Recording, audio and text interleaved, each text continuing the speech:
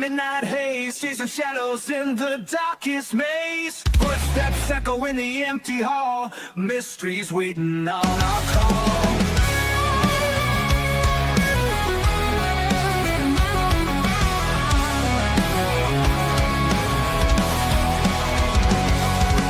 Bigfoot stomping through the pines, aliens sending secret signs. EVPs in the dead of night, ghosts dancing in the pale moonlight. Paranormal for what we bring it to you. Truth behind the veil, gotta pursue you. Woo! Talking about Where the are we at? strange. Look where we're at over here. Whoa, what happened? I don't know. Let's fix that. There Hey, we go. there we are. All right, everybody. There we are. We got one. We got one. You missed the intro. Come on. You got to hear that song. Might have to play it for him sometime. Yeah, we will. We'll play it when you want to play it. We've already got people asking about it. Yeah. Who is it that's singing that for you? It's me and David. We're actually singing that. Yeah, we're rocking it out. Whoa. Paranormal 411. Hey, we got a great show tonight. Oh, yeah, we do. Jason, Great show. Jason put together a awesome show. The Dark History. Uncovering 5 haunted monuments. The Dark History. Yes. Uncovering 5 haunted monuments. Coming Saturday. No. Yes, it is Saturday. So we're going to explore 5 iconic locations. They're rich in history and haunted by the past. First, we're going to be talking about Edinburgh Castle. Edinburgh Castle. I think David's going to start us off with it. Oh, okay. What do you think? I can. I think you can. I think you're good enough to do that. You think so? Mm-hmm. All right. Well, if you think so, then I'm going to just jump on in. So these are not in no specific order, but there is one that I think is the most haunted. The one that this picture right here. Yes, this picture was taken there. Yeah. I believe that you are probably right. I think that we live really close to another site that's probably about equally as haunted. Yeah. I would think so. Anyway. Yeah, well, it should be. Yeah. We need to see about being able to go there sometime. Yeah. Hey, if you're watching, listening, share it out. We need to get people in here and talk about this stuff. Yes, please do. So, like Jason said, we're going to start with Edinburgh Castle. So now, Edinburgh Castle's strategic position atop of Castle Rock has made it a focal point of Scottish history and consequently a site of immense violence. Now, from its early origins as a royal fortress to its role in wars of Scottish independence, this castle has been besieged, captured, and recaptured numerous times. Now, each conflict left its own mark, not only on the physical structure, but also, now this is according to legend, on the spiritual atmosphere of the place. Now, the sheer volume of battles fought within this walls, countless lives were lost. Brutal realities of medieval warfare have all contributed to this castle's reputation as a place where the past refuses to rest.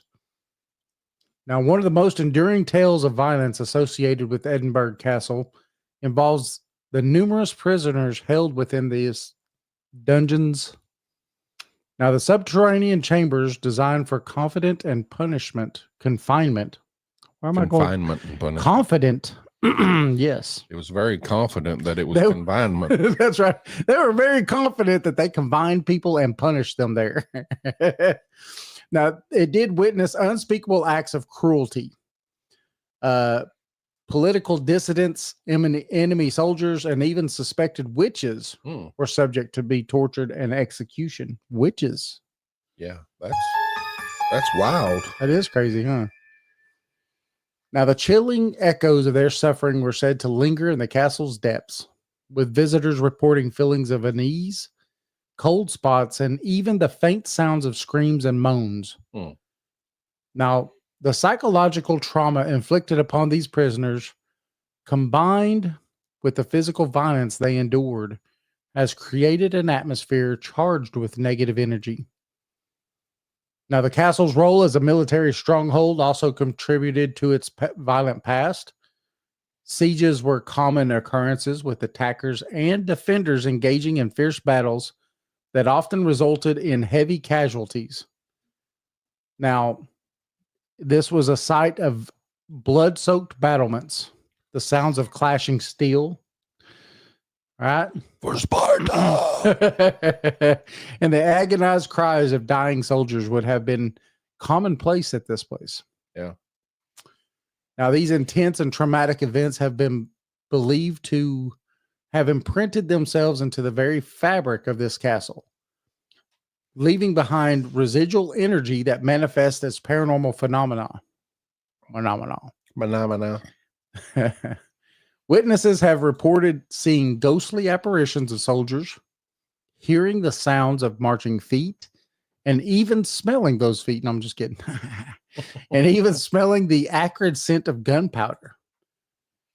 Now, beyond the physical violence of battles and imprisonment, Edinburgh Castle has also witnessed acts of betrayal and political intrigue. Royal assassinations, plots against the crown, and internal power struggles have all played out within these walls. Now, these acts of treachery and violence, often carried out in secret, added to another layer of darkness to the castle's history. The emotional residue of these events, the fear, anger, and resentment, are believed to contribute to the castle's haunted reputation. Stories of spectral figures lurking in shadowy corners. Wouldn't you like to go and visit this place? I got a picture up here. This is in Scotland, and that would be on my bucket list. On Paranormal 411's bucket list. When we get rich, famous, can go to these places, we're going to go to Edinburgh Castle. Do a live investigation? Yes. Oh, man, yeah, that'd be awesome. What's up, Bird Dog? Hey, Bird Dog. Thank you for joining us, sir. If you just joined us, we're talking about the dark side of history. We're going to be talking about 5 haunted monuments, and David is in the middle of Edinburgh Castle. Yes. So the emotional residue of these events, the fear, anger, resentment, are all believed to contribute to the castle's haunting reputation. Now, there's figures lurking in shadowy corners, whispering secrets, seeking revenge are common among those who have explored its depths.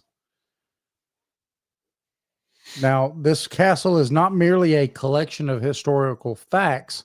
It is an integral part of the castle's identity. Now, these stories of battles, sieges, executions have been passed down through generations, which shape the perception of the castle as a place where the past is ever present. Now, this has led to a legacy of violence, which is combined with the castle's imposing presence and dramatic setting, has made it a magnet for ghost hunters and paranormal enthusiasts. Paranormal 411. We bring it to you. Yeah. I think we should play that song here in a minute. Whether one believes in supernatural or not, the dark and turbulent history of Edinburgh Castle is undeniable, leaving an indelible mark on its stones and its stories. You know, hey, Shell. Hey, Michelle. Oh, look at that. See where she's at? She's on Rumble. She's on Rumble. Hey, if you like free speech, Rumble is the place to be. That's right. Definitely go there and like, share. We are live on Rumble, Facebook, YouTube, Rumble. So,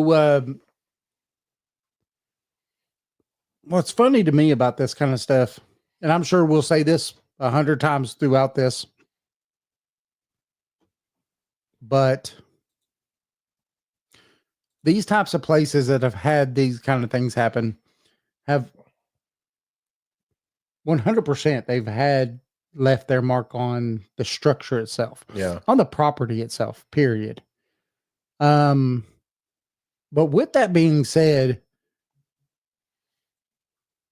even if no one ever once saw anything or went and done anything there, how many people would you say, man, that place has got to be, it's got to be terribly, terribly bad. I mean, you know, there's probably ghosts around every corner. Yeah. All this imprinting it not only with what actually happened. Yeah, just looking at the place. Hey, Andrea. Hey, Andrea.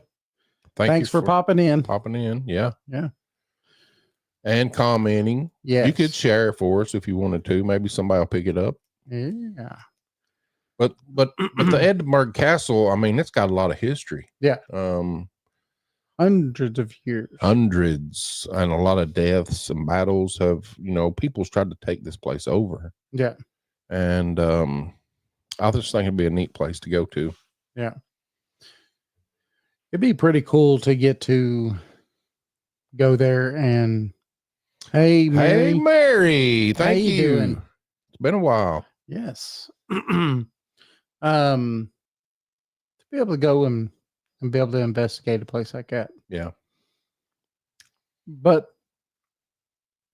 would what you're seeing, I mean, I think a place like that with as much history as it has, you would see more, I would think, residual haunting.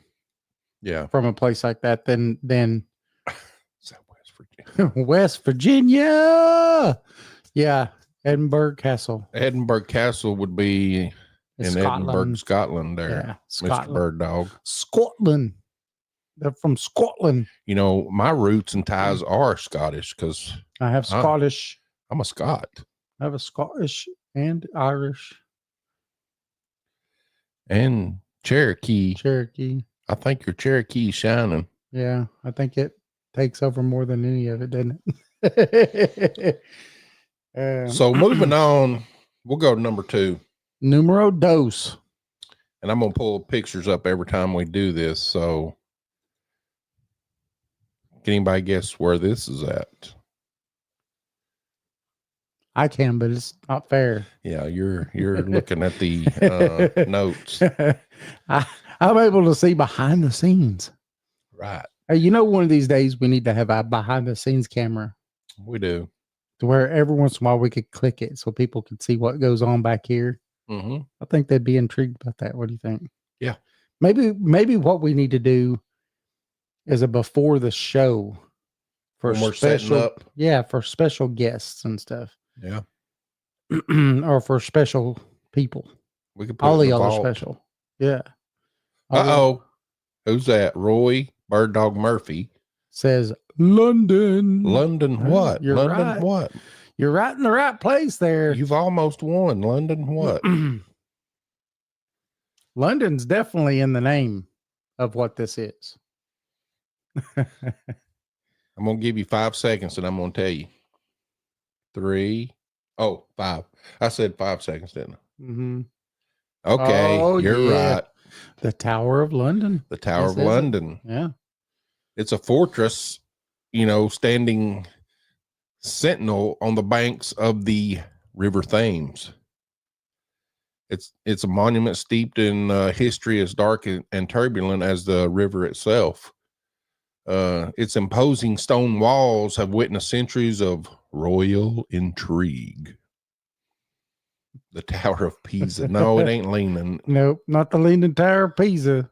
That's not in in London. So political upheaval and brutal violence, earning it a reputation as one of England's most haunted locations. from its origins as a Norman stronghold to its role as a prison and execution site. The tower's history is a grim tapestry woven with the threads of betrayal, suffering, and death. So, one of the most notorious aspects of the tower, of its violence. He asked, what did he win?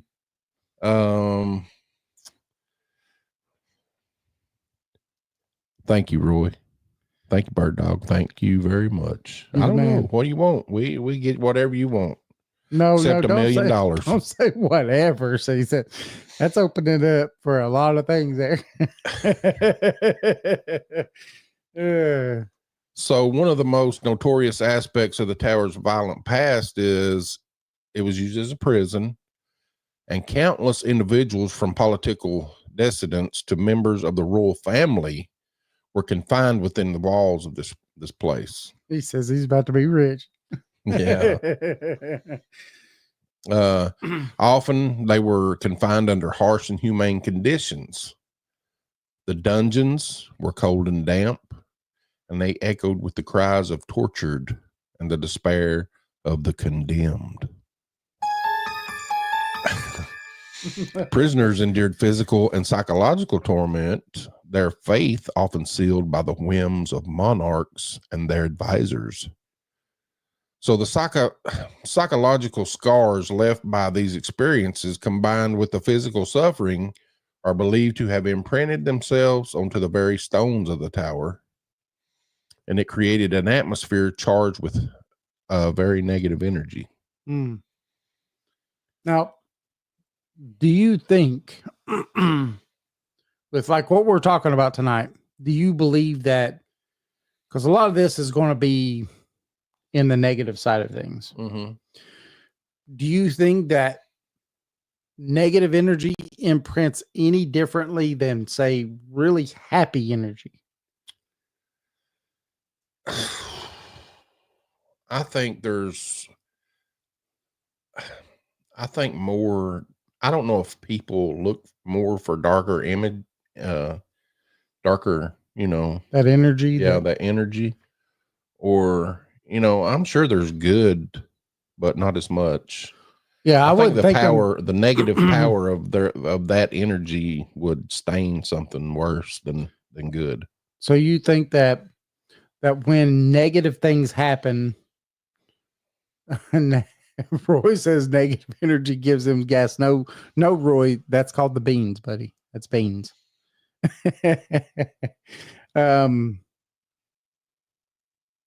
That negative energy imprints itself harsher on the environment and on places than does positive energy.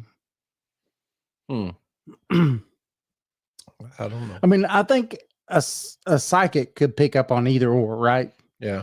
Or someone that's in tune. We won't even say psychic, right? It's just someone that's really in tuned into it. I'm just trying to figure out what you think, because I think that there's more.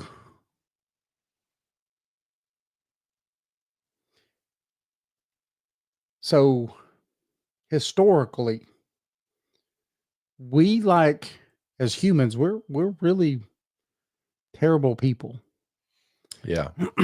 And we keep track of all the bad things we've done or that have been done to us, right?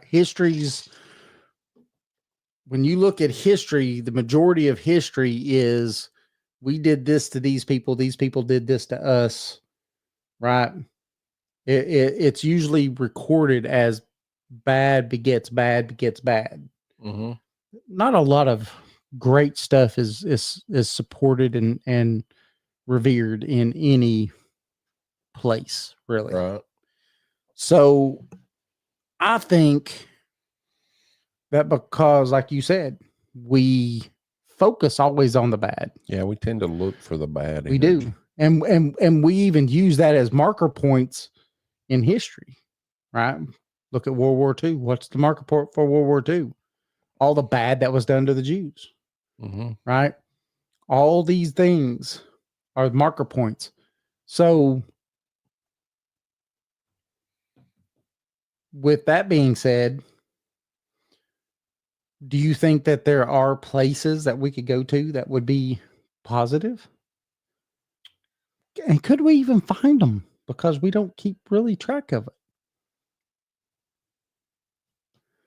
Right. Yeah, suffering causes such a deep feeling. It is. Mary.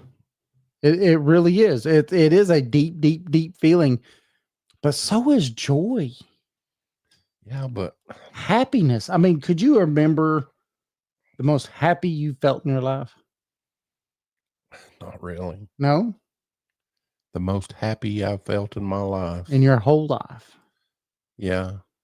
I was out on the front porch in the project swinging on the porch banister eating a peanut butter and jelly sandwich. I was so happy and free. Yeah. I mean, I can remember that. Right. I can't remember a lot of things, and I remember that. Yeah. So that was a memory, right? Roy says every time he leaves work. It's a happy memory for Roy. I mean, I think that we do have these happy memories, but we don't mark time with them like we do with terrible ones. Right. They do, like Roy said, or Mary said, they are such a harsh feeling that I think that it leaves a deeper mark. Mm-hmm. It's a scouring mark. It's a scar. Unlike a happy memory is something that's a cover for that scar. Yeah. That it may embed, the darker stuff may embed differently. Yeah, I think it scars the environment. Yeah. I really do. Because, when we, no, really, it was when Jason brought me a roast beef sandwich. Jason. Yeah. You brought him a roast beef sandwich? I did. You ever brought me one? Oh, man, Roy, we've got to talk, buddy. You're going to have to tell me all the other stuff that he's done for you that he won't do for me.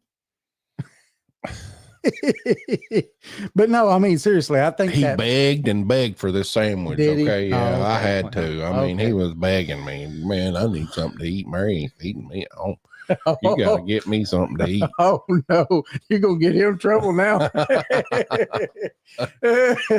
Oh, he charged me $30 for it. Oh, dang.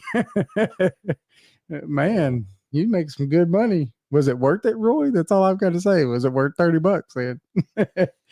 But no, I mean, seriously, I do believe that the happy moments are a blanket on the environment, right? It's something nice. He said no. He said it wasn't worth $30, Jason. But the gouges and stuff in the environment that those negatives give you, leave that indelible mark that is can be felt. And I think it's like human nature to even remember. You remember more negative things than you do positive. I do believe. I think it's in our DNA that we look for negative energy, Man, Jason, negative things. Don't you? So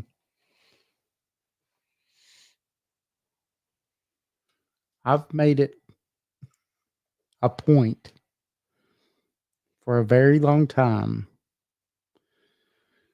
and this was before these last few years where I've tried to live differently, be a better person. Not that I was ever a terrible person, but just be a better person than I was. I've always had one thing that I've had going for me that I think a lot of people have problems with. I can let go of all that stuff. Let it go. Now, I have to go through a process of the letting go, but I can do that within 5 minutes of it happening to me. You can forget. you can forgive, but you can't forget. I can completely just release it. Forgetting it, no one ever forgets. So that's but you don't forget the good or the bad. So forgetting would be, what's up, Jeff? Forgetting would be that putting it down on that record player, etching it in that record where you can't forget it. Right. But I think that everything that happens to you on a daily basis is etched into that record. But how deeply is it etched? Yeah, right. How big of a mark does it leave to where you can go back and recall it clearly and easier than you can some of the other marks? Now that is definitely a difference. We'll have to do a test one week and see if you can. We'll ask if I'll ask you if you remember 5 things bad that happened to you and see how long it takes you to answer, and then 5 things good, and then we'll see. Well, I can tell you 5 things that's good. I wake up Monday, Tuesday, Wednesday, Thursday, and Friday. That's good 5 things. That's just starting. That's one thing. One thing every day, though. Yeah. You cheat. I'm cheating already, right? All right. So back to the tower. Yes. The Tower of London. Its role as an execution site further commented its reputation as a place of violence. High profile figures, including Anne Boleyn, Lady Jane Grey, and Sir Thomas More, met their demise within its walls. Wow. The execution of Anne Boleyn, in particular, has become a central element of the tower's haunted lore. The sight of her severed head, the sounds of the executioner's axe, and the emotional trauma of her unjust execution are believed to have left a lasting imprint on the atmosphere of the tower. I can see that. And people have seen her ghostly apparition, often seen wandering the grounds or carrying her severed head. Yeah, man, that'd be wild. It's beyond the executions and prominent figures. The tower also witnessed countless acts of lesser known violence, political plots, rebellions, and internal power struggles often resulted in bloodshed within its walls. So the sheer number of deaths, both public and private, contribute to the tower's dark and foreboding reputation. The echoes of these violent events, the screams of the dying, and the despair of the condemned are said to linger in the air, creating an atmosphere that is both eerie and unsettling. The tower's strategic importance also made it a target for attack and siege throughout history. Something going on here.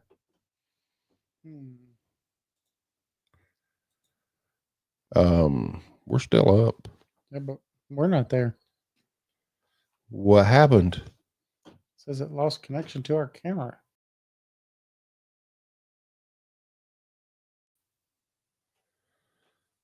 So we're in the stream with audio only.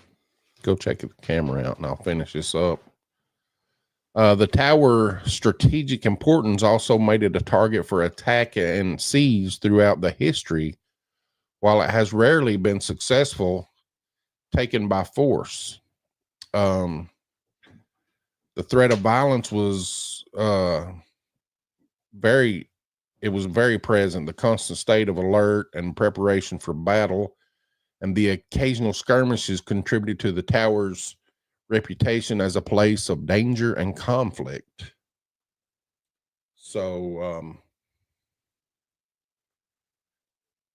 having technical difficulties here.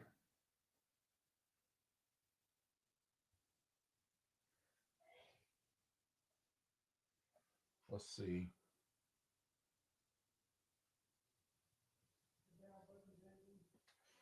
Yeah, the violent past of the Tower of London is not merely a collection of historical facts. It's an integral part of its identity. The stories of executions, imprisonments, and political intrigue have been passed down through generations, shaping the perception of the tower as a place where the the past is ever present. So this enduring legacy of violence combined with the tower's imposing presence of a dramatic setting has made it a magnet. You guys have never looked better. That's a good one, Bird Dog.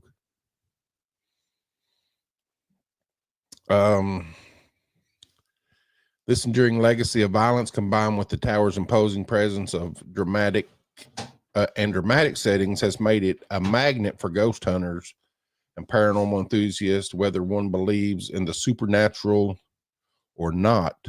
The dark and hey, where's our green screen? We got our green screen up now.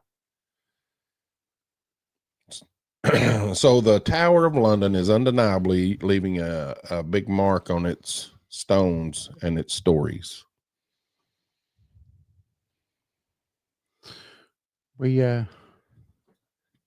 That's what our wall really looks like. That's it right there. Yeah. Let's see what I can get going. Maybe. It's already there.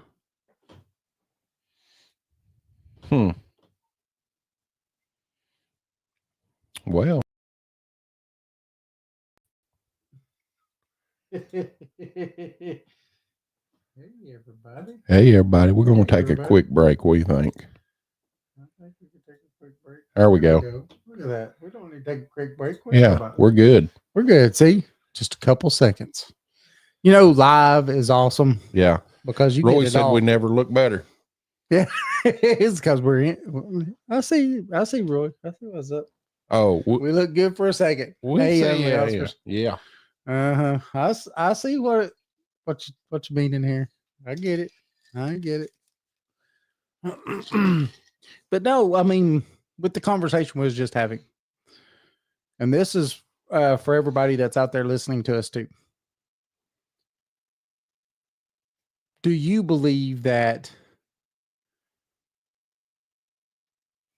the marks that are made by good are different than the marks that are made by terrible things happening? I'm not going to say evil because that's a very wide word. You know, it holds a lot of different places, but just things that are bad things that happen to people, period. Whether it's war, whether it's, you know, just death itself in a way that was sudden and not natural, right? Mm-hmm. Do you think that these things leave a different mark on not only the environment, but on places? And I mean, we know that they make the same thing on people, right? Mm-hmm. Because I could ask everybody, where were you when the towers fell? Everybody's going to know because it left a mark. That left a mark on everybody. So where were you when they captured bin Laden? I don't know. You don't know? Yeah. See, that's what I'm saying. Yeah. I do believe negative stuff leave a brighter, more deeper big scar, yeah. Right? It's like a scar. Yeah. I believe that. I do. All right. Coca-Cola for everybody? Coca-Cola. So next we're going to talk about the Smithsonian. Maybe I shouldn't have said nothing. We should have done like we did before. What is this building? Oh. Yeah. But we'll do it on the next one. Yeah. Well, the next one will be easy. You think so? Yeah, the next two will be easy. I don't know. Maybe. Where were you both when I wanted to borrow money? I don't know. In a hole.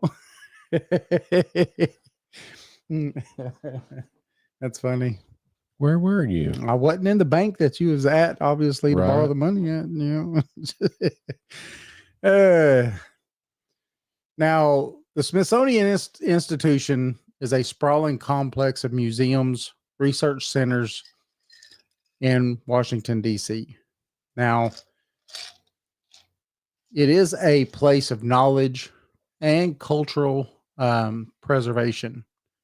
While its primary mission is to educate and inspire, there is a darker and more wilder side that lurks within its historic walls. Now, within the Smithsonian, which was built in the mid 19th century, this castle, with its distinctive Romanesque architecture, stands as the institution's symbolic heart. Now, it is long and varied history has also made it a repository of untold stories and, according to many, a haven for spectral inhabitants. I could see it. I mean, all the bones and stuff that they've got there. Yes. In the basement, in a dungeon. You know, only Oscars, we've done some studying on this and think that we've found some places, and this is a while back that we was doing a lot of this, but where they said that they had so many bones of giants that they wanted to get rid of, that they were taking them to the ocean on barges and dropping them off. Yeah. Foop, off into the ocean they go. That's crazy. Yeah. To whitewash what was, you know, the real history. Now, the very construction of the Smithsonian Castle, amidst the swampy terrain of the National Mall, was a feat of engineering and human endeavor. The labor required and the challenges faced and the lives intertwined within its creation have left an imprint on the building. Beyond the physical structure, the castle's... You're pouring some more Coke, aren't you? Yeah. Where am I at now? The labor required within its creation have imprinted on the building. Beyond the physical structure, the castle houses a vast collection of artifacts. Now, each of which its own history has its own history and its own energy, which, like we're saying, you've got all these bones. Mm-hmm. I think they said that they've got only 5% or 10% of what they have actually on display. Yeah, I don't even think they even display the giant bones. They don't. Nope. Actually, we've got on this discussion before. What's funny about it is that in all these articles from the 1700s, 1800s, and stuff like that, of these bones found, the Smithsonian always comes up as the place who comes and gets them for study. And then they lose them. And then they're gone. Every time they're gone. And then they always come back and say, I don't know what you're talking about. Mm-hmm. We didn't get those.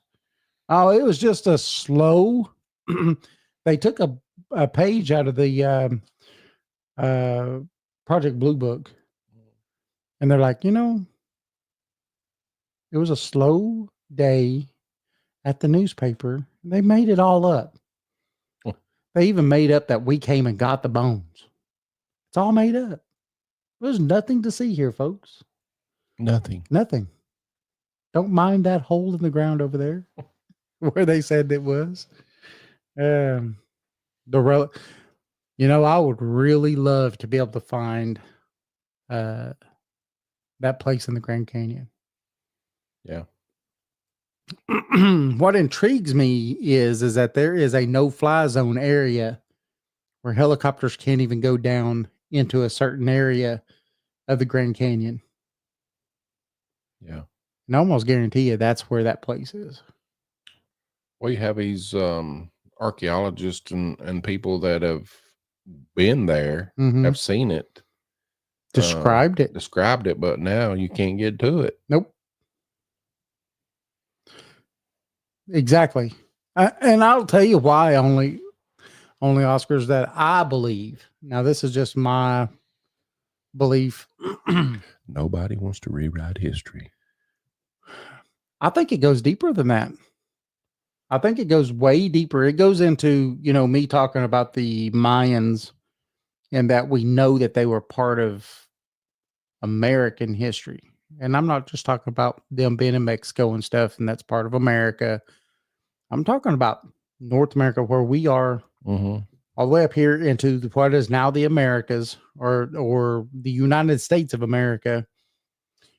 And the the implications that would implement for these people who are descendants of these people, right? Because they would be American citizens because they're indigenous. But I think that has a lot to do with it. Yeah. Giants were real. They were. There's a lot of Native American, I don't want to call it folklore, but people call it folklore, but it's history, that talk about giants. They talk about these giants, and a lot of them were, they would come down and eat people. Yeah, cannibals. They were cannibals.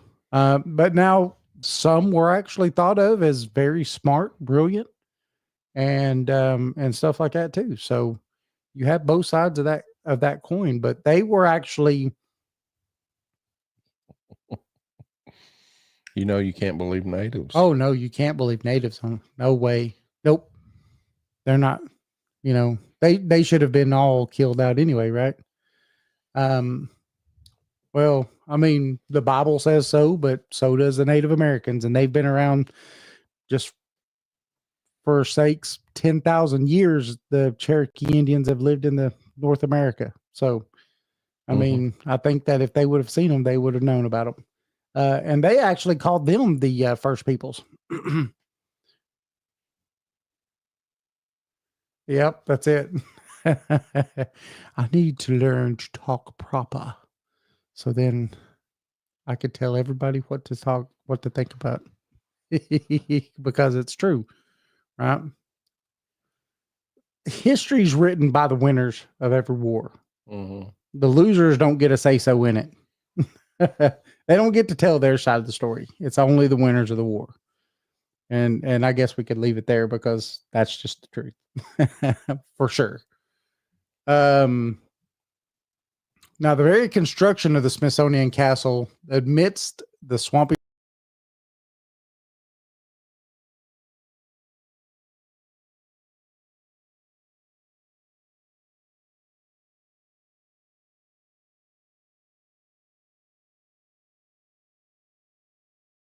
structure. Now, the castle houses a vast collection of artifacts with its own energy. It is believed by some that these objects are imbued with the emotions and experiences of their own previous owners. Now, this contributes to the building's paranormal activity. The castle's long history has witnessed the comings and goings of countless individuals, from scientists to scholars to staff and visitors. So over time, the building has absorbed the energy of all these lives, which creates this atmosphere that some perceive as charged or maybe even otherworldly. It just came back. Yeah. Oh, Roy says we're back. Yeah, we were down for a second. Dang. It was about 3 seconds. Oh my God. 3 seconds. That's a long time. 3 seconds. We even did a test today on the emergency broadcast system, didn't we? Yeah. That's crazy. So one of the most frequently reported paranormal phenomena within the castle is the presence of disembodied footsteps. You're just mean, Roy. Only Oscar says barely noticeable. Roy was like, I guess the silence was golden. Is that what he's saying? I guess. That's funny. Now, one of the most reported phenomena is disembodied footsteps. People say that they hear sounds of footsteps echoing through many of the hallways. They also hear clatter of unseen objects, rustling of, like garments. So like people are walking around. And these auditory experiences often occurring as areas known to have been frequently by past staff, which suggest a lingering presence that is both unseen and unheard, but yet felt. Mm. Now, Roy didn't like the Roast beef roast beef sandwich. sandwich. No, yeah. He says he liked it, but it wasn't worth $30. Yeah. I remember that when I go somewhere else and see if he wants something. Right.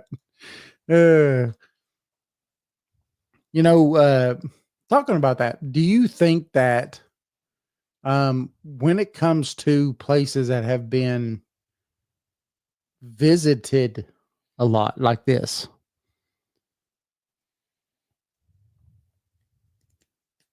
on the coast? Oh, the cost. He didn't Oh, the like the cost. cost. Yeah, he didn't like the cost. He didn't like the $30. He said it was 30. I don't think it was $30, was it, Jason? No. No, but to him it was $30, I right? think I'd spend $30 on it. Unless he paid for yours too. I mean, it's only fair that you went and got it, that he paid for it all, right? Right. Right. So that's where it was, Roy. You paid for yours and his. Just saying. Do you think that these places that get what is going on? What are we doing? Oh, it stopped sharing. Oh, okay. I was like, what is going on here? I thought it was popping up saying that we disappeared again. No, I just moved it. I was going to invite Roy to come on so we could see his pretty face. Oh, yeah. He ain't going to do that. I wouldn't think he would. Do you think that these really visited places, though, trap some of the energy of the people that come into those places? Yeah.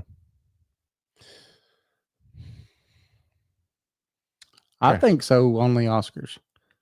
Isn't every place on our planet been lived on by hundreds of lives? I think so. I believe so. I believe maybe even millions of lives. At least thousands or tens of thousands. I think there's still places out there that hasn't been inhabited by humans. What place is that? Deep in the jungles of Amazon. I don't know. I mean, People still live there. Yeah, but we don't know that they do. It's not been explored. Well, I mean, but We don't know that. they've lidar'd almost most of it. They could tell that there's been back in antiquity. There's at least a towns and foot or stuff two that's not been walked on by humans. I don't know. I maybe. I mean, maybe. But I wouldn't even think that Antarctica is left out of that, because at one point it was in a much warmer climate. Yeah. And we've seen plants, animals, everything that's been there. I do think Antarctica used to be a thriving place. Mm-hmm. I do. Yeah. So only Oscars a foot or two. Yeah, a foot LOL. or two at least. I mean, you can find a foot or two that hasn't been trampled on by us carbon producing animals, right? All of us carbon-based life forms here. I mean, I don't know. I believe that, there could be. Yeah. Could be. But at the same time, when we see places that are haunted, sometimes could that haunting be because we're peering into the past and the past is peering into us? I think so. I think there's a dimensional thing going on there. I think it's possible. Shell says, I'd like to know what's in Antarctica, and they don't want us to see. I think there's a lot there. That's why you have to have even permission to go. Yeah. You can't just show up in Antarctica and go, hey, I'm here. I'm going to just look around for a minute, guys. And Roy. Too cold to fart. I don't know. I mean, you definitely don't want to hold it in, I think, who was that says better out than in? Shrek. Better out than in, I always say. That's right. And a frozen fart might just turn into dust. Maybe.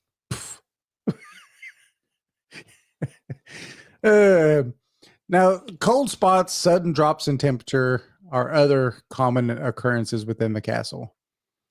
Now, these phenomena often are associated with the presence of spirits and are reported in various locations throughout the building, particularly in the older sections and the basement. There would be a sudden chill, the feeling of being watched, and the sense of unease that accompanies these cold spots. And they contribute to the castle's reputation as a very, very haunted location. What did he say? You could freeze a fart and capture it. No thanks.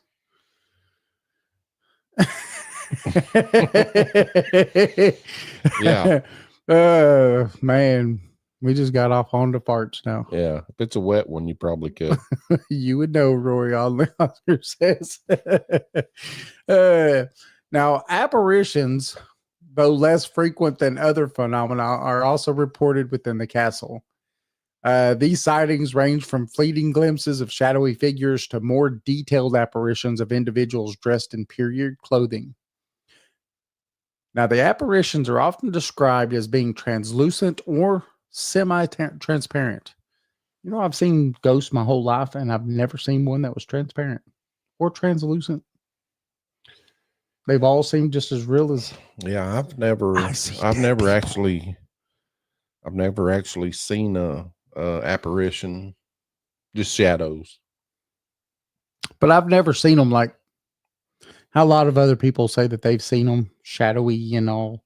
Yeah, a lot of people distorted say you or see through them yeah. and stuff. I've always seen them as very corporeal, very. So very, very solid. But these things are supposedly appearing and disappearing without warning, and have a lot of emotional impacts on these sightings. The sudden awareness of a presence from another time can be profound. Yeah. The emotional energy associated with the artifacts housed within the castle is also believed to contribute to its paranormal activity. I don't think you see ghosts of T-Rexes running around. I wonder why. Exactly. That's wild. Right. Never thought of that. Yeah. You don't see ghosts of T-Rexes or any of this other stuff. No. I do believe that artifacts can get they can hold this energy of something, you know. Mm-hmm. Like maybe a desk, old desk, or an old picture. Just, I believe that could be a harbinger of some kind of spirits. Mm-hmm. Yeah. Only Oscar says, I don't see animals. I can't say if I have. I don't know if I have. I've always seen people. Yeah. You know, I'm going to tell this story. I had a beagle. And I swear, you know, this beagle looked like a beagle, the only one I ever owned. And I was going to work one morning, and it wasn't at the house. When I walked out, it wasn't there, but I seen it on the side of the road where somebody had ran over it. But I thought it was it. But when I come back home, it wasn't there on the road, but it was at the house. So I don't know if it was one that looked like the same dog, but how you know, the odds of that. That's interesting. That is interesting. Is betting on haunted objects. Yeah, he has a lot of haunted objects. Kind of like the Warrens. Yeah. Well, he's got that museum in Las Vegas. It's got all those objects in it. He's a weird guy. We supposedly have one around us somewhere. I was told about a haunted museum with artifacts. Yes. Haunted artifacts. Yes. I'd like to go see that. I was told about it one time, and I have not got to talk to the people again to see exactly where this was. You know, that's what we need to do. We need to get on eBay and start collecting haunted dolls and stuff. Yeah. Think Michelle, let's bring them in here. Michelle wouldn't care. I wouldn't care because I would know how to contain them. Really? What is that? It's something funny. You- He's not serious. No, it's a joke. I know I think he's going to say it's him. See, Shell says, bring him on. So Roy says he's been told that he has a weird object. By who, Roy? Was it your wife? Yeah, what's the punchline, Roy? We know it's a joke. I think he is told by his wife, though. See, this is it. Yeah, he's not going to finish it now. Oh. Rosicrucian Museum. Really? Where's that at? Now, that would be interesting. He says, ask Marianne. I told you his wife is the one who said it. Yeah.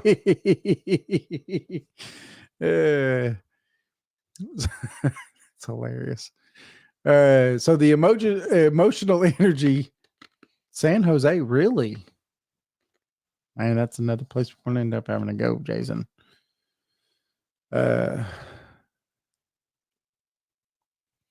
The emotional energy associated with these artifacts are also believed to contribute to its paranormal activity. Now, these objects may be imbued with strong emotions, such as those associated with death, trauma, or intense personal experiences, and are thought to retain a residual energy that can manifest as paranormal phenomena, which we know residual energy definitely can. Mm-hmm. The vast collection of artifacts within the Smithsonian, spanning diverse cultures and historical periods, a lot of it is stolen, creates a rich tapestry of emotional and energy that may contribute to the building's haunted reputation. It may be curses. The Smithsonian's role as a repository of knowledge, that's what they call it nowadays. Repository of knowledge. Yeah, suppository of knowledge. Oh, there's an Egyptian tomb there. Really? That's interesting. So yeah, stolen, definitely. It is. Well, I think the Egyptians were, getting off subject, they were great. They were boat builders. They could build, I think they traveled seafaring, over the world. Lake Titicaca. Titicaca? Yes. Don't trust the Smithsonian. Absolutely. Roy. They're not to. I think any major institution like that is not really to be trusted fully. Right. But Lake Titicaca, they found a plate. And it's at a museum up there. Mm. But it is Egyptian hieroglyphs on this plate that they found in an archaeological dig. Wow. Yeah. Yeah, I think the Egyptians, and that's South America. I think they traveled, to different places in the world and left their mark. I think Egypt wants their stuff back. Yes. I think a lot of indigenous people wants theirs. We went to Egypt. Well, I can't say we. The scientists, well, I'll say this with air quotes, scientists, went there, in the early 1900s and stuff like that. It just took anything that they wanted. Mummies, sarcophagus. I mean, all kinds of stuff. Obelisks. We've got obelisks in places all over this world that belong in Egypt, that are Egyptian property. Brackish Lake. Seahorses. Really? That's interesting. I didn't know none of this. I will have to study even more now. Yes. Now, the psychological impact of the history and its haunted reputation should not be underestimated. Visitors, staff alike report feelings of unease, apprehension, and even fear while exploring the building. Now, the weight of the history that is housed there and the accumulated energy of countless lives. The stories of paranormal encounters create an atmosphere that is both captivating and unsettling. Now, the power of suggestion and the power of anticipation of encountering the unknown can amplify these feelings, creating a self-reinforcing cycle of paranormal experiences. Ultimately, the Smithsonian stands as a testament to the enduring power of history of the human imagination. Now, whether you believe it or not, they do serve as a reminder of the past is truly never gone, and the echoes of the past lives, and the lingering energy of historical events and the enduring power of human emotions continue to resonate with the walls of this iconic institution, which adds a layer of mystery and intrigue to its already rich tapestry of history and knowledge. Right? Yeah, how could a lake that high up be salty? I don't know. It's kind of weird because like Salt Lake City, Utah is like, it's pretty high up. And it's a very salty lake. Matter of fact, there's salt companies there that mine salt around Salt Lake City. There's a spider on your neck, Jason. I don't believe him. I don't see one. Let it bite me. Maybe I'll turn into Spider-Man. Spider-Man? Oh, so Salt Lake City is not as high? That's interesting.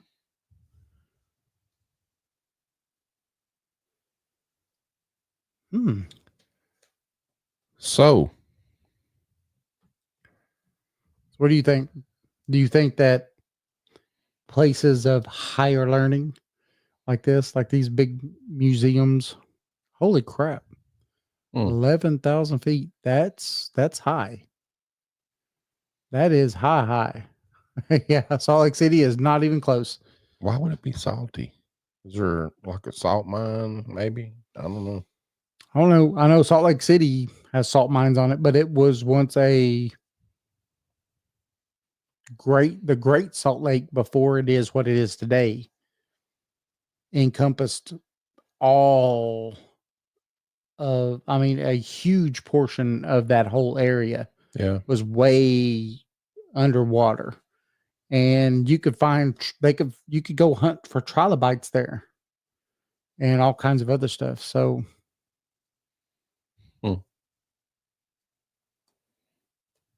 yeah.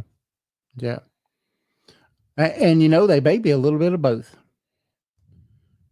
because you know, some people like the Hopi say that they were taken underground. Then you got Zeus, which was what was his fortitude called? Asgard? No, that wasn't, well, no, that wasn't Zeus. Asgard was, his place was on a big mountain somewhere. Yeah, they were. Now you made me have to forget or have to think about that, Jason. Right.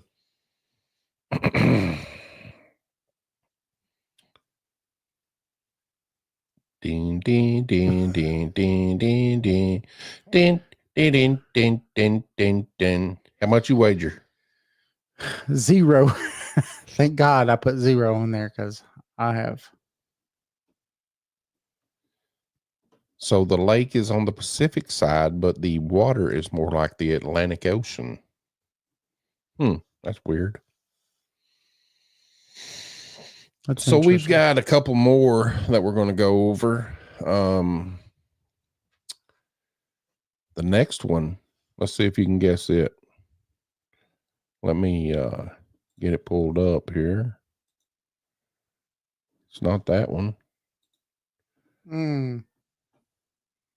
Yeah, you are right. The next one will be very easily. Yeah, I don't know if they can get this one or not. I'm hoping that they do.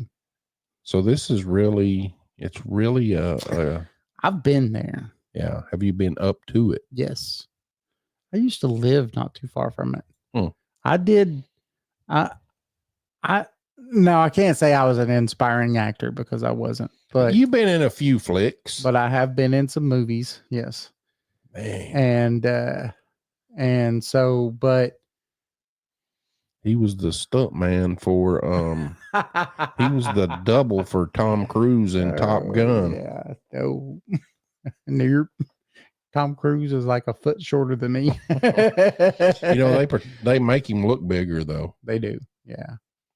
But he's a little bitty tiny guy. Yeah. All of those guys are little bitty tiny guys. Fall Guy, Fall yeah. Guy. That's a good movie. You've Yeah. seen the new Fall Guy? Nah. Pretty good. No. I remember the TV series back, Yeah. back in the what was his early name? 90s. He was the Bionic Man too. Yes. Lee Majors. Lee Majors, Yeah. The Fall Guy. So yes, if you guessed it right, it's the Hollywood sign. Mm-hmm. So this sign is an iconic symbol of the entertainment industry and the allure of Hollywood dreams. It stands high on Mount Lee overlooking Los Angeles, and it represents glamour and success. Mm-hmm. It also bears some weight of a tragic story. And it's forever linked to the suicide of an aspiring actress, Peg Entwistle. Is that her name? Peg Entwistle?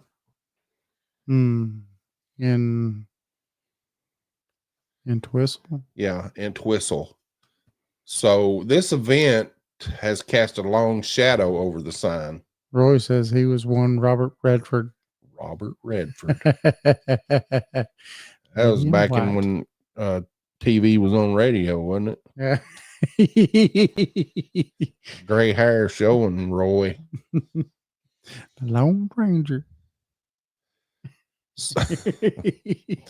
So this was led to numerous reports of hauntings and eerie experiences. The sign was once a beacon of hope. Now it carries an aura, a reminder of the fragility of dreams and the depths of despair. Peg was a young actress with aspirations of stardom. She arrived in Hollywood in the early 30s. However, her career failed to take off and she faced a series of disappointment setbacks. 98% of people who go there to be stars are still waitresses and waiters. Yeah. Most waiters and waitresses that you go to in that whole area are all actors and actresses, every one of them. Now, I didn't do that. See, my day shift job was security. Yeah. I was Paul Blart Mall top cop. flight security. I was Paul Blart Mall cop. Don't mess with top flight security. Right. So, on a fateful night in September in 1932, she climbed to the top of the H in the Hollywood sign. And tragically, she ended her life. This act played out against the backdrop of the iconic sign and has forever entwined her story with its history.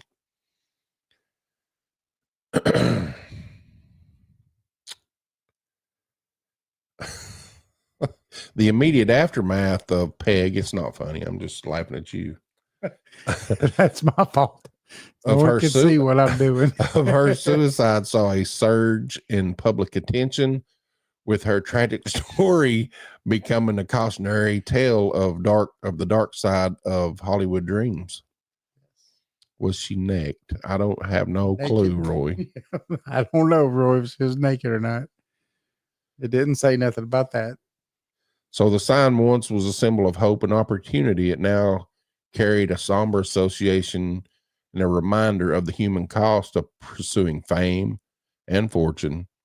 The emotional weight of her death, the sorrow and despair that led to her final act are believed by many to have left an imprint on the sign and its surroundings. So reports of hauntings began to surface in the years following her death. A lot of witnesses described seeing a spectral figure. It was often described as a young woman in 30s attire. She was just wandering near the sign or appearing on the H itself. And these sightings are often accompanied by feelings of sadness and unease, and a sense of profound emotion. The intensity of her suicide, the deep despair that drove her to such an act, seems to have created residual energy that manifests as these ghostly encounters. So beyond visual apparitions, visitors and residents near the Hollywood sign have reported a range of other paranormal phenomena. They have reported disembodied footsteps, the sounds of sobbing, and the faint scent of gardenias, which was her favorite flower. That's wild, right? Mm-hmm.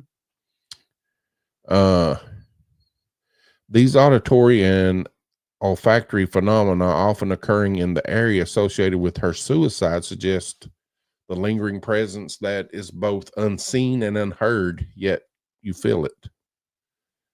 The psychological impact of her tragic story and the reported hauntings, they shouldn't be underestimated. The knowledge of her suicide and the association of the sign with her suicide and the anticipation of encountering her ghost can create a powerful sense of unease.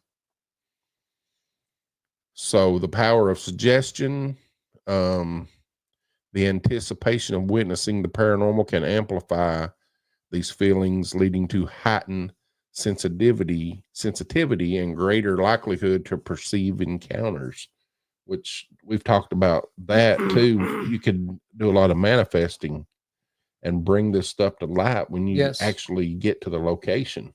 Right. Yes, absolutely. I've got her suicide note. Oh, let's let you read the suicide note. She says, "I'm afraid. I'm a coward. I'm sorry for everything. If I had done this a long time ago, I would have saved a lot of pain." Signed, P.E. That's terrible. Yep. But they do not, only Oscars mention anywhere that she was pregnant. Yeah, I don't know if she was pregnant.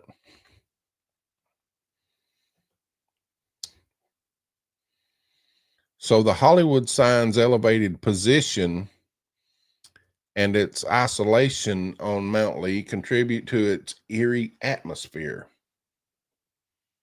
That would be spooky, right? Mm-hmm. You can still drive up there today. Yeah. So the windswept terrain, the panoramic views of the city below, and the sense of being removed from the bustle of Hollywood create an environment that is both beautiful and unsettling. So the enduring fascination with Peg Entwistle's story and the Hollywood sign's haunted reputation seems to be the universal theme of dreams, despair, and the fragility of human existence. You know, her story serves as a reminder that even in the midst of glamour and success, there's a dark undercurrent of human suffering. And I think, you know, actors and actresses are really susceptible to that. You know why, right? Hollywood's Hollywood. But you know why, right? Because they're all so self-centered. Right. That if it's not me, and everything isn't centered around them, then they feel left out. Yeah. I think it's a mental condition. And that I'm not a psychologist by any means, but I think it's exactly, Rory. Ego. It's ego. It is ego. And, you know, one thing that I have been trying to do in the last few years of me trying to change who I am and what I am. One of those is the disillusion of ego. Mm-hmm. Is taking that out, the disassociation of it. Yeah. Because when it comes down to it, there is nothing on this planet, nothing that you believe is yours, right? This phone is my phone. No, it's not. Nothing belongs to you. Nothing. There is nothing here that belongs to you. And the sooner we understand these simple things, nothing belongs to you. And the more and the tighter you hold on to nothing, the quicker it escapes your grasp. Yeah. Hello, Barbara. Hello, Barbara. Thank you for joining us. We're talking about the dark side of history and some haunted monuments. Right. You know, I look back at my life and there's certain things that would tear me down. I mean, you know, just like if, for example, a divorce. I mean, somebody, you lose somebody and that tears you down. You're not good enough. You're not worthy. You did something wrong. That goes back to ego. Yeah. It makes you feel terrible. Yeah. You believe almost to the point of taking your own life. Right. I can't imagine what these people thought when they said, I'm nothing. Right. I'm really nothing. Right. Yeah. But that's the point you have to get to the other point of where you finally just it all, right? Yeah. But I think Roy said it best, ego. And if we can all let go of that one thing, that thing that says, I am David Reagan. Yeah. No, you're not. No, I'm not. I'm not. I'm not what I own. I'm not what I am. Or I am what I am perceived to be. Right? Yeah, people build you up to be that, and then you find out that you're not. Right. It's a big drop. Right. It's hard to even think about. Right. But, you know, you got to have that feeling like you're talking about. You're working on it. You're wanting to just get back to basic. I am who I am. I am me. I am not who I am perceived to be. And exactly on the Oscars, we are nothing. We are just what we are. Yeah. And that's it. I mean, there's nothing else to it. But we tie ourselves to where we are, who we know, and what we have, right? Yeah. I have $1 million mansion and I drive, you know, all these expensive cars. Well, guess what? That's your ego. That isn't you. Who are you? Yeah. Right. Who are you? Well, that's where we need to get out of the mindset of keeping up with the Joneses. Yeah. My wife's last name, you know, her maiden name was Jones. Oh no. Yep. So back to the Hollywood sign. That was a good message. Yeah. The paranormal activity reported at the Hollywood sign is not merely a collection of ghost stories. It's kind of a reflection of the deep-seated emotional and psychological impact of her suicide. The sign once was a beacon of hope. It serves now as a reminder of the human cost of chasing fame and fortune, which is terrible. The echoes of her despair, the ghostly apparitions, and the lingering sense of sadness, you know, that serves as a testament to the impact of her tragic story on the Hollywood landscape. So ultimately, the Hollywood sign, you know, it's a powerful symbol of both dreams and despair and the stories of hauntings, whether you believe it or not. You know, it's a reminder that even in the midst of glamour and success, the echoes, you know, there's a dark undercurrent of human suffering. And the echoes of this suicide, the ghostly apparitions, and the lingering sense of sadness serve as a testament to the impact of her story on the Hollywood landscape. And a lot of people will remember that. Yeah. I like Whitley Strieber. Yeah. Roy says Whitley. he's keeping up with the Scots. Oh, yeah. You better go out and get you a Hummer. And only a 1 or a 2.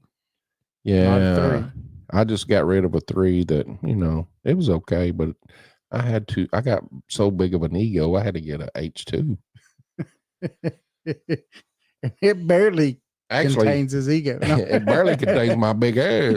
That's why I got it. I'm more comfortable in it than I can't ride in a little Honda. I'm a big boy. Oh jeez. Oh, Whitley Strieber and his what happened to him is pretty amazing. So yeah. You gonna do the last one now? No, you are. I mean you're gonna put up the picture. Oh yeah, I'm gonna put the picture up and then we'll see where you think it is. If anybody can tell us what this place is. Then now this is our last right here monument. Right here. Yeah, Roy, you need the H1. Communion? Yes, communion. Yeah. Who interviewed him?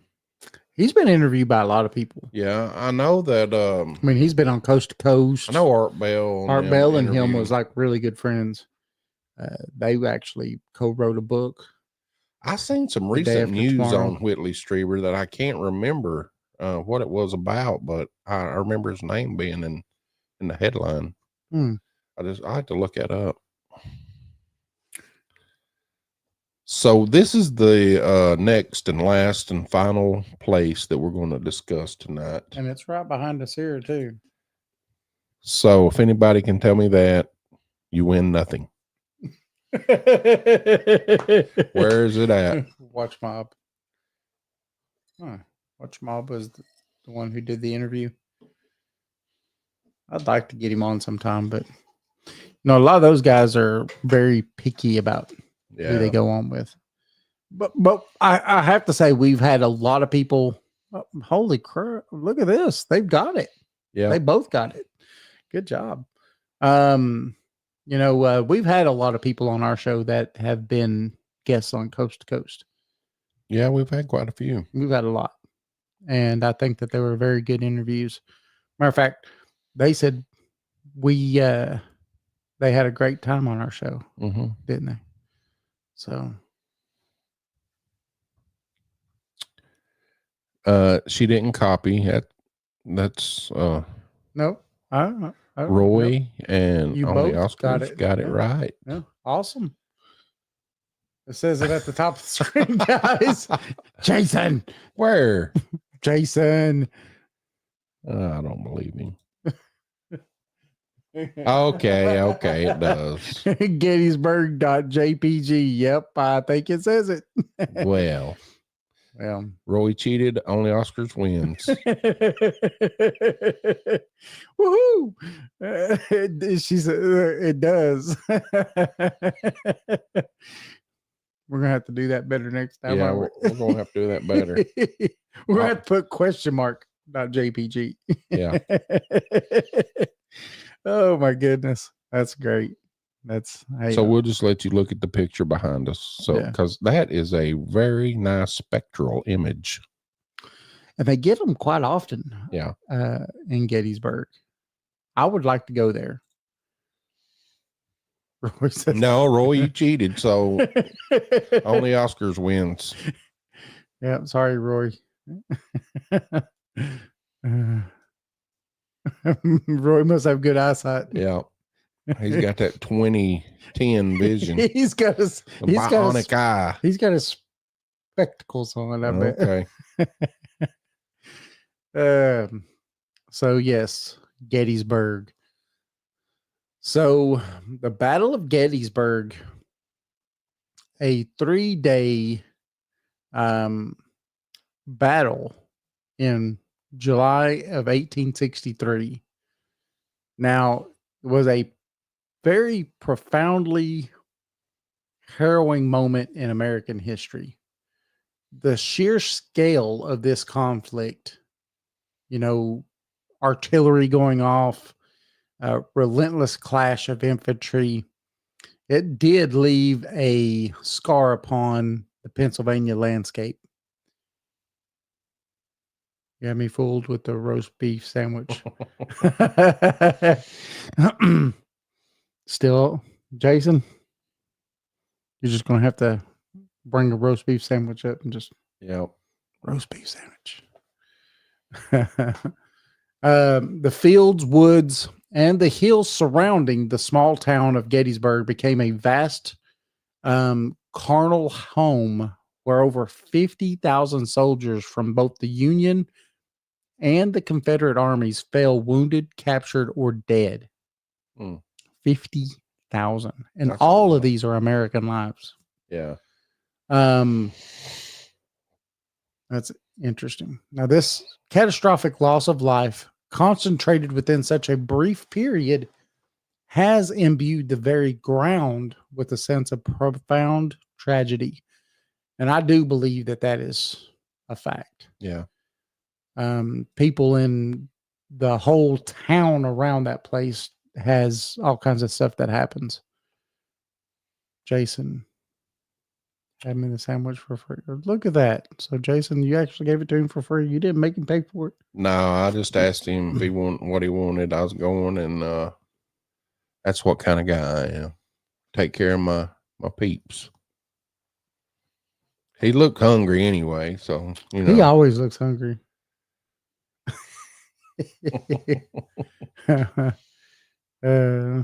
Video of the soldiers tending to that's one of the photos. Yeah, absolutely. Well, even this Civil War stuff is really deep. David's seen a soldier down there at Chickamauga. Yep. Yeah. We went to Chickamauga, and we're gonna have to see if we could go there and actually film while we're there. I've never known that I was sensitive to that kind of stuff, really. I know that I could see things, but I never really felt. But when I was there, it was, I don't know, it was doom and gloom. I felt like an oppression. I felt like someone just threw 100-pound bags of something on my back. I just felt like something was pressing me down. Because I even told you several times I felt sick, sick to my stomach. And, I mean, there was something to it. And, at one point, like Jason said, I did see a Confederate soldier. He was in gray, but he took his hat off when I looked at him. He took his hat off and was doing this right here, like waving. Now, was that to me or was that to people that he was waving to from that time? I don't know, but that's what I saw. Yeah. So, I do want to go back. I want to go look at the guns. We didn't get to look at the guns last time. They have a big collection of the guns. Yeah, I looked at a few of them. Well, I forget where you were at, but I looked at probably in the bathroom. Yeah, there are a lot of guns. Or in the in library, because they have a pretty good library there too. Yeah. Books and stuff. So, yeah, I didn't get to go see the guns, but I'd like to go back. I'd like to walk more of the grounds too, I think.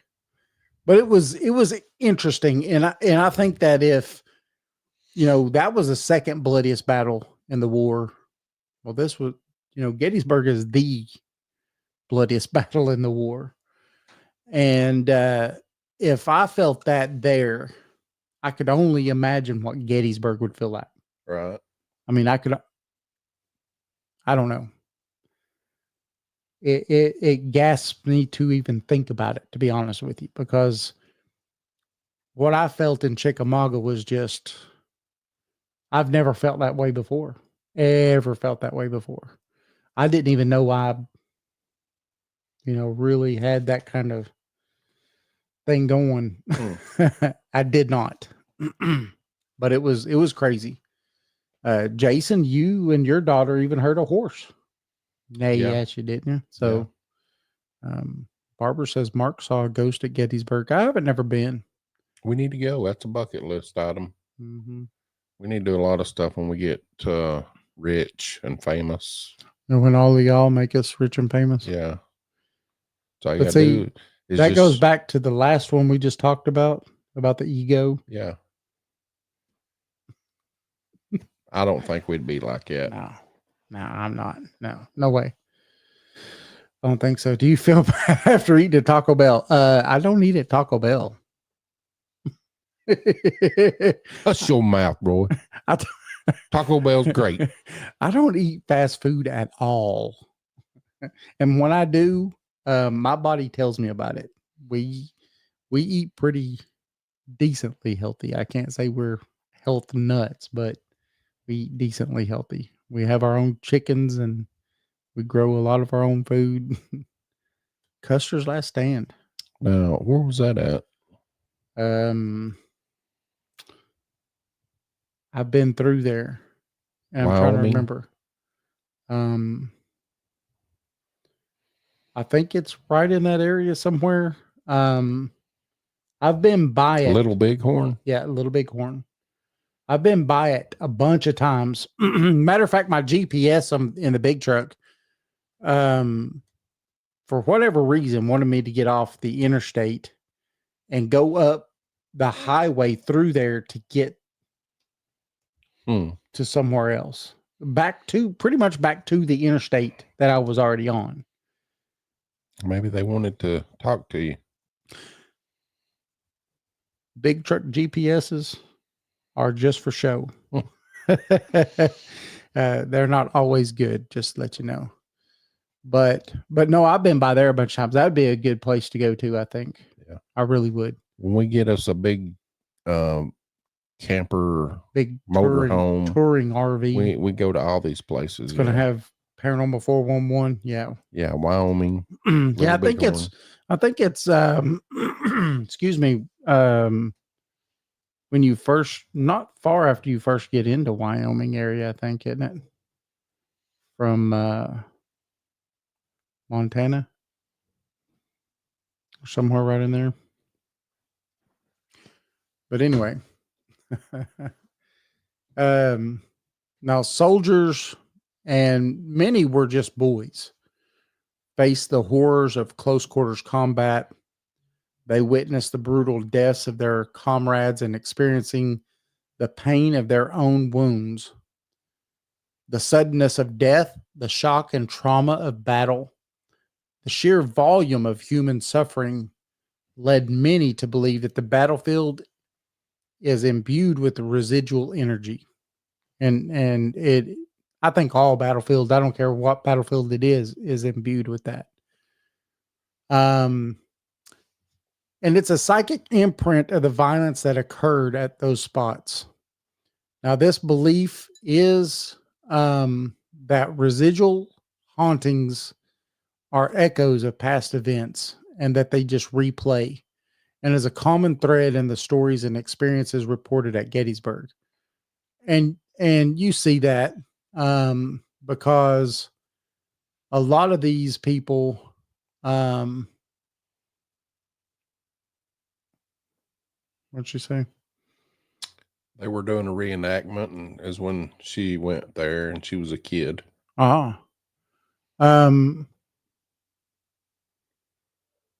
That'd be kind of cool to get to see, but we do know that these things imprint on the environment. Yeah, and we do know that these things, with this picture right here, which there's also videos that are attached to pictures like this right here, where you see these guys manning the cannons, like only Oscar said earlier. You could see them plunging into them and stuff, and then moving away and running from one to the other and different things like that. In this picture, I think there's a video of a guy running in front of these sort of front of these cannons Yeah, too. yeah, they run in front, like, yeah. Yeah, I think like we were talking about earlier, I think doom and gloom leave a bigger mark than goodness. Right. It's a chasm. It's not just a scar, it's a chasm that these things leave. And hey Susan, how you doing? And you know, when it comes to these kinds of things, I think that you know, we're video was debunked. Right.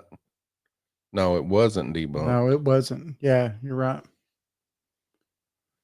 No, I don't think you could debunk that. Thank you, Susan. Hope you and Eddie are doing good. Yes, we're doing pretty good. David got to eat today at the store, and I had already eaten, so I didn't go. Sorry. Jason turned me down. I tried to get him to come. You turned me down last Friday, so what was I doing last Friday? I don't know. Oh. But yeah, I was going somewhere. Yeah, you had plans, but wasn't that the night that I was going to see? Me and the wife was going to go see. You went to the the place in Maryville. Yeah, and we saw. We was watching the actors do 4 plays. Yeah. Of what's his name? Poetry thing. Yeah, it was Edgar Allan Poe. Yeah. They did 4 of his poems. And then we got a drink with each poem. That's crazy, right? Oh, yeah. Well, it's $50 a pop, too. But I'll tell you, I'm not much for it. Now, I like Edgar Allan Poe. I think he's awesome. His poems are awesome. I wasn't really much for one for thinking about going to a play and doing that. I will go back. Yeah. I'm telling you, I will go back. It was fun. It was exciting. The drinks were good. They were good. And I don't drink mixed drinks. The drinks were good. And this was something that you have to be 21 or older to go to. But they did 4 plays. It was The Telltale Heart. I'm trying to remember which ones, but anyway, it was great. I knew all of them but one, I think. Yeah, he did have a tragic life. And that was something that they made it awesome too, because as it went along, they told about his life in between each play and how he ended up as a drunk in the gutter. After he lost his wife, he went downhill. I mean, way downhill. Yeah, I mean, you're built up by all your fans, and the ego just hits, and then you have nothing. He was one poet that during his life, he actually got to know what fame was like. Yeah. Most poets never get to know that. It's only until after they're dead that they get famous. Yeah. It was fun. You know, Roy says he was once debunked. Yeah. When he didn't pay the rent. Yeah, I bet. That's funny. Now, the activity that's reported at Gettysburg is not merely a collection of ghost stories. It is a reflection of the deep-seated emotional and psychological scars that are left by the Civil War. Now, the battlefield, cemeteries, and various haunted locations do serve as a reminder of the human cost of conflict and the enduring power of memory. These echoes of the past and the ghostly apparitions and the lingering sense of sadness, they serve as a testament to the profound impact of Gettysburg on the American psyche. Ultimately, Gettysburg stands as a powerful symbol of both tragedy and resilience. The stories of hauntings, whether believed or not, served as a reminder of the human cost of war and the power of the past. Now, the echoes of the battle The ghostly apparitions and the lingering sense of sadness serve as a testament to the profound impact that Gettysburg has on the American landscape and its collective memory. And all the booze. Booze, yes. I'm telling you, it was good. The booze was good too, though. No, only Oscar says it wasn't his fans, it was him and his depression and all the booze that brought him down. It was. I mean, when he finally went, it was the booze that did it. Yeah. It was all the booze. He was literally in the gutter sleeping as a drunkard. That's terrible. Yeah. It's really weird, isn't it? Someone that could come to realization of what they were, and people knew them for what they were, but yet it wasn't enough. Yeah, it's terrible. Ego.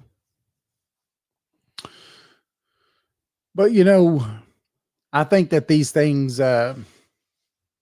he was a star in his lifetime, and he was a very brilliant guy. We're starting to watch on, what is it?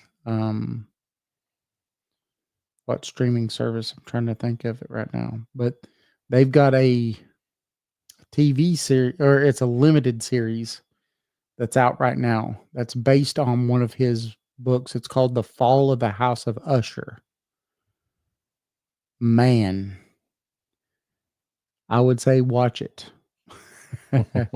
You don't even have to be a fan of his. It is great. You know, once it ends, how many ever shows it is, that's it. That's going to be the end of it. It's not going to be season 1, 2, 3, 4. But The Fall of House of Usher, freaking fantastic.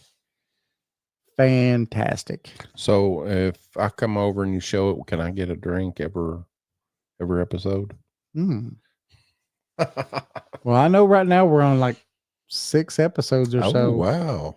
So we can do that. Man, if I made you 6 drinks, you'd definitely be sleeping in the podcast room or in the great room. Yeah. With the lights going. Yeah. Yeah, that's what it'd be. So we've been talking about the dark side of history. That's right. And the marks that it leaves, right? I mean, that's the other side of that coin, is that it does leave the mark on history, but it also leaves the mark on the landscapes that it occurred at. You know? So I don't know how many of you have heard our new theme song. But you know, I think I'm going to play it for everybody. Are you going to play it? And we're going to do a little dance. A little dance right tonight. So, because I noticed it's on our intro, but a lot of people missed the intro. Yeah, not everybody's coming in for the intro. Is that what you're saying? Yeah. So we're going to play it right now. We'll have to make it part of our outro. Yeah, I'll have to make it. Through the midnight haze, see some shadows in the darkest maze. I know only Oscars has in the heard empty hall. Mysteries waiting on our call.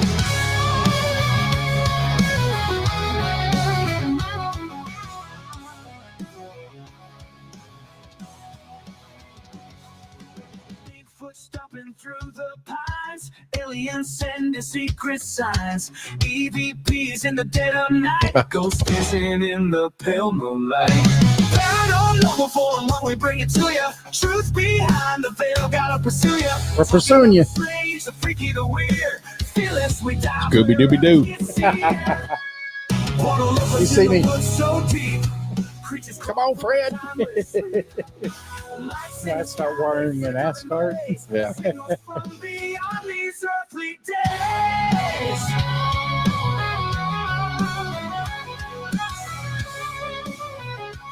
All right, I just thought I'd play some of that. So, Voices whisper from we will just play it, zoinks and jinkies. Jinkies. We'll do our little outro here, and we'll thank everybody for watching and listening, sharing, liking, loving, subscribing. Want to thank all of our premium members and stuff like that. That really does, everybody that tunes in and everything helps. That's for sure. But those of you that decide to go on to paranormal411.org and become premium members, we appreciate you, and thank you a lot for doing that. That does help us out with production. Sick in the Sunshine Band. We've actually already had people ask us who is the one singing on this. Yeah, we've had a bunch of people ask that. It's a surprise. Yeah. We can't let anybody know that, but I can tell you, Jason, the lyrics are Jason's. So. Yep. All right, that was our new intro. Yep. And new Paranormal 411 theme song. We've had a few over the years, haven't we? Yeah. When we was Project Dark Corona, how many different theme songs did we have? I don't know. So many. Jason done so many theme songs for us for Project Dark Corona. It was crazy. It was fun though.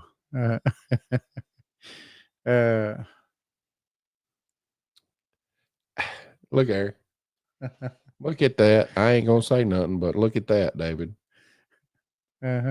Perfect.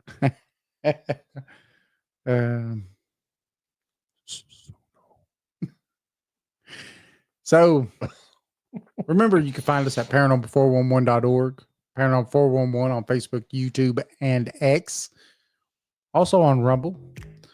Tune in live every Thursday from 7 to 8 p.m. Eastern and Saturdays from 8 to 10. Remember, also on Saturday nights from 10 to 11, if you're in the metro Atlanta area, you catch us on WDJY-FM. That's 99.1 FM. For listeners outside of Atlanta, you just visit us at WDJYFM.com, or you click the link on our website. We're also on Subspace Radio on all major podcast platforms. Hey, we have a book out. Yes, we do. East Tennessee Hauntings and Lore Edition 2. East Tennessee Hauntings and Lore Edition 2. It's available on Amazon or at paranormal411.org. Join us. Join us. Hopefully we'll have a good show for you lined up for Thursday. We're going to do some research and maybe do it live somewhere. Do something. Well, we're going to do... All right, everybody. Everybody that's here, all of you. We're going to go on Tuesday and scope out the Witch's Circle. Okay. If we get good signal and we can do the live from there, then our Thursday show will more than likely be a live at the Witch's Circle. Oh, yeah. Right? Yeah. So you heard it here. Live at the Witch's Circle this Thursday, if everything goes well. and this is how you'll know. On YouTube and Facebook, we can't do it that early on Rumble. But on Facebook and YouTube, we will already have it up showing that the live will be that Thursday, right? Yeah. And so after that, are we supposed to have a guest on this Saturday? No, not yet. He's still recovering. So I'll let Roy everybody says, know. what about Warlock Circle? I don't know where that one is. We know where the Witch's Circle is, though. They might have had a few warlocks there. Maybe. But, a lot of the guys now call themselves witches. They do. They don't really call themselves warlocks. they call themselves witches or spiritual advisors or different stuff. All kinds of stuff. Yeah. Equal time. Right. Well, all right. We're gonna get out of here. Thank everybody for listening and join us Thursday. Yes. Hopefully for a live at a location. Yeah, it's gonna be fun. Yeah. Right now, we're gonna play our commercial break, and we'll see y'all Thursday. Like I said, stay tuned. Keep up with the Facebook and the YouTube because you'll know exactly what we're going to do this Thursday. On Tuesday. Yes. Fun times, fun times. In the heart of Madisonville, Tennessee, lies a pizzeria like no other. Step through the door of Legends and Lore Pizzeria and be transported to a realm where paranormal and cryptid encounters along with mouth-watering pizza go hand in hand. Meet Eddie and his crew, who serve up slices of the supernatural along with the best pies in town. With the walls adorned with eerie artifacts, indulge in piping hot slices that melt in your mouth and tease your taste buds. And it's not just the locals who love the incredible pizza. Legends and Lore has been selected as the best pizza joint in all of Monroe County. As lovers of everything pizza and the paranormal, the owners have mastered the art of crafting unforgettable combinations that will leave you wanting more. To stay connected with this mystical eatery, follow Legends and Lore Pizzeria on Facebook, where tales of their latest creations and upcoming specials will be shared. Make sure to browse their custom menu, featuring legendary pizzas like the Chupacabra Ranch and the Exorcist. So, whether you have an appetite for the supernatural or simply seek the best pizza in town, Legends and Lore is the place to be. Come for the unforgettable flavors, stay for the captivating stories, and find yourself in a world where legends and pizza collide. What if the world we know is merely a fraction of reality? What if there are forces, entities, and phenomena that exist just beyond our comprehension in the shadows of the unknown? Welcome to Paranormal 411, your gateway to the unexplained and the downright chilling. Get ready to rock with the electrifying sound of Catalyst, a band that's sure to leave you wanting more. With their powerful lyrics and killer riffs, Catalyst is a great sound in the world of rock music. You can listen and find Catalyst on Bandcamp, or go to the link at paranormal411.org and click on their banner.